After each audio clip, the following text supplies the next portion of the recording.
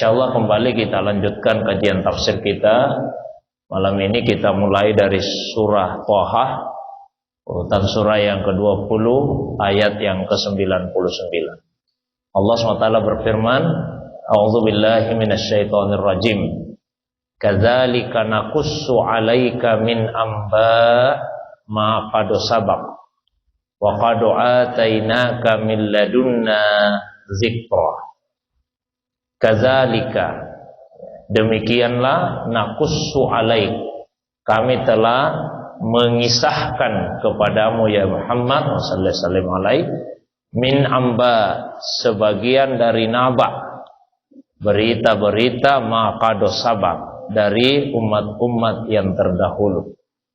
Wa qad atainaka, dan sungguh kami telah memberikan kepadamu min ladunna, dari sisi kami, zikra, satu peringatan yang besar.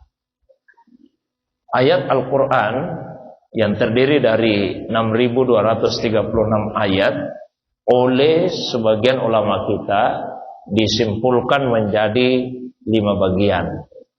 Yang pertama, ada ayat-ayat Al-Quran yang membicarakan tentang tauhid, tentang keesaannya Allah. Yang kedua, ayat-ayat Al-Quran yang membicarakan tentang ibadah.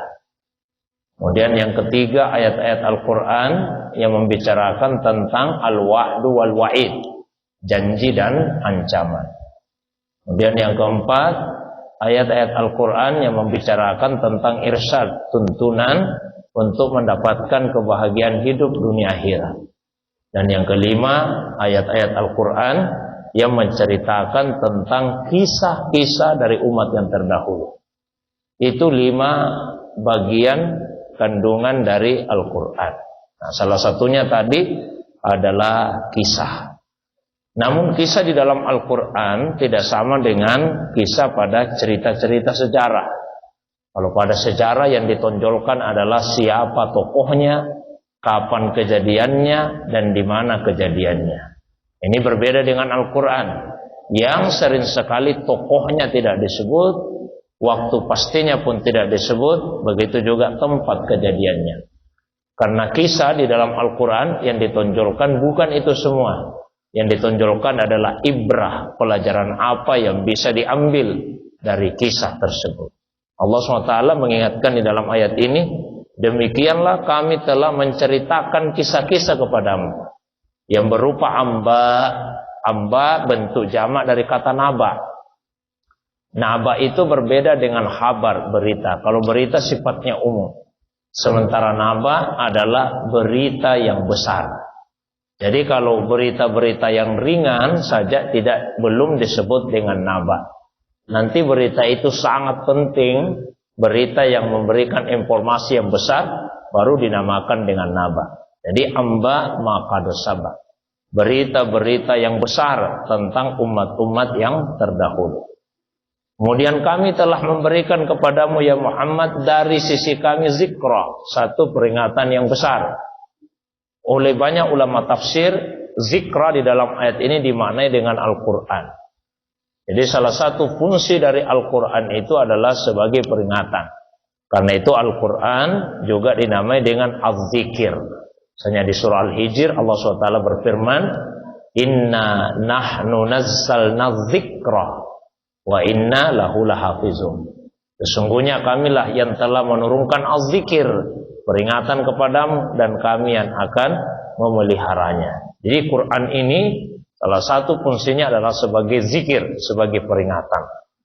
Saya pernah sampaikan bahwa ada 3 faktor yang menyebabkan manusia itu lupa kepada Allah SWT.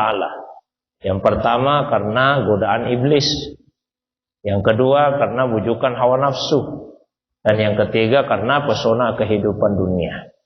Nah, di sisi lain ada 3 macam peringatan yang diturunkan oleh Allah Subhanahu wa taala kepada manusia untuk mengingatkan yang sudah lupa tadi.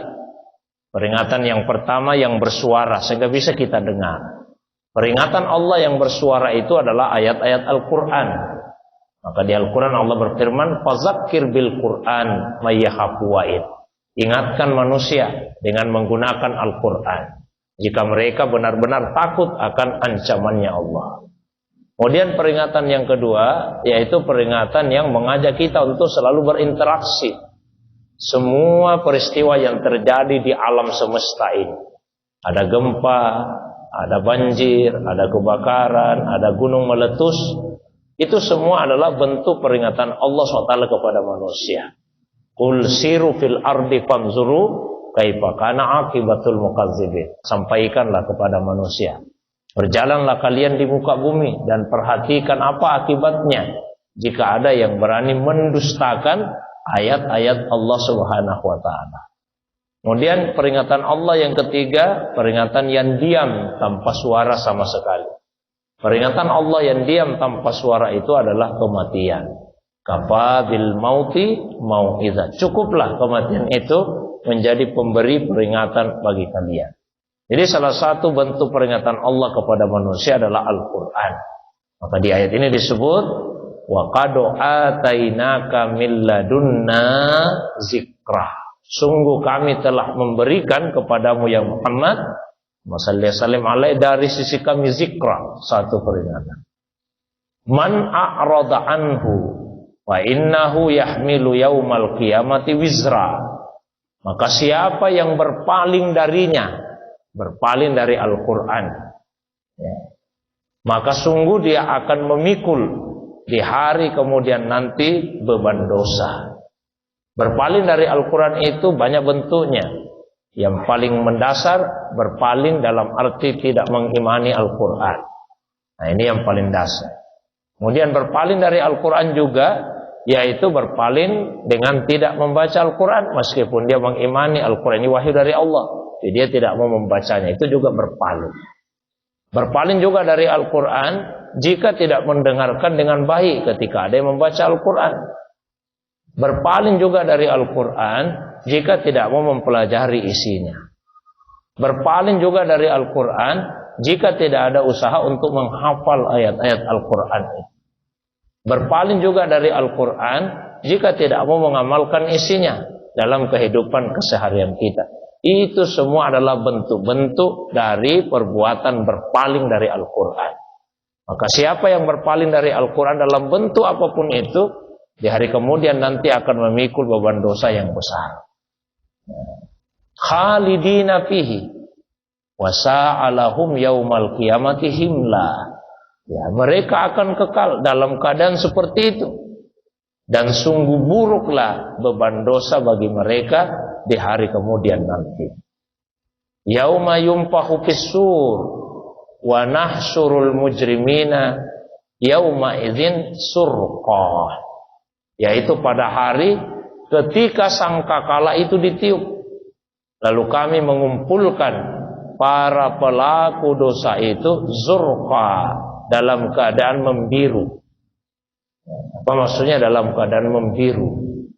Ada ulama yang memahami membiru di sini ibaratnya Pak, kalau kita hidup di dunia, kemudian kurang cairan di dalam tubuh kita, nah, maka tubuh itu menjadi membiru, yang menunjukkan orang yang lemas, yang tidak punya tenaga lagi. Ada yang memahami seperti itu. Jadi dikumpulkan dalam keadaan lemas nanti di hari kemudian. Ada juga ulama yang memahami surga yang dimaksud di sini, yaitu dalam keadaan buta matanya. Orang Arab biasa menamai orang yang buta itu dengan bahasa membiru. Ya, buta di hari kemudian. Di Al-Quran disebutkan, barang siapa yang buta di dunia, nanti dia akan dibangkitkan di hari kemudian juga dalam keadaan buta. Man kana fi hadhid dunya a'ma fa huwa fil akhirati a'ma wa adallu sabila. Siapa yang di dunia buta, di akhirat juga akan buta dan akan sesat jalannya. Yatakhafatuna bainahum illa bistum illa asyra.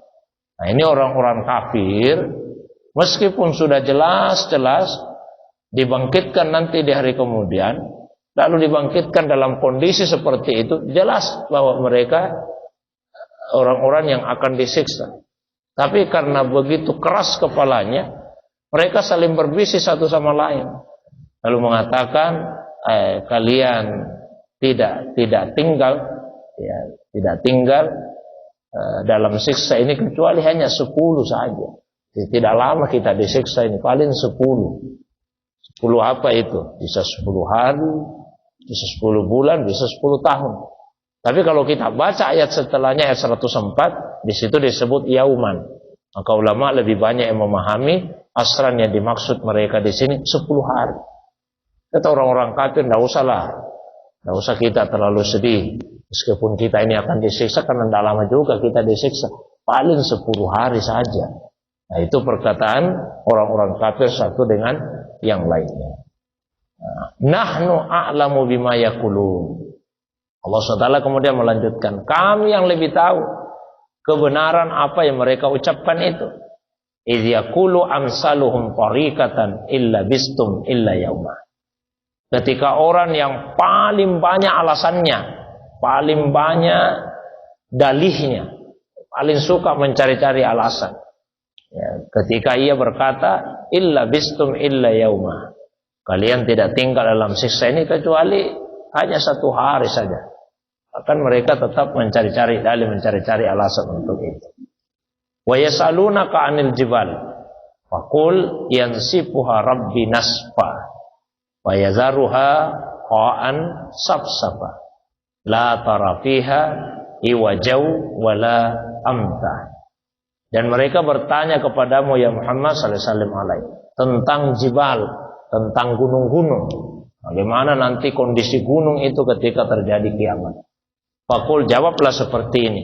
Yansifuha rabbi nasfa. Tuhanku nanti akan menghancurkan gunung-gunung itu pada hari kiamat. Nasfa, dengan sehancur-hancurnya. Seperti apa itu? Fayazaruha qa'an safsafa.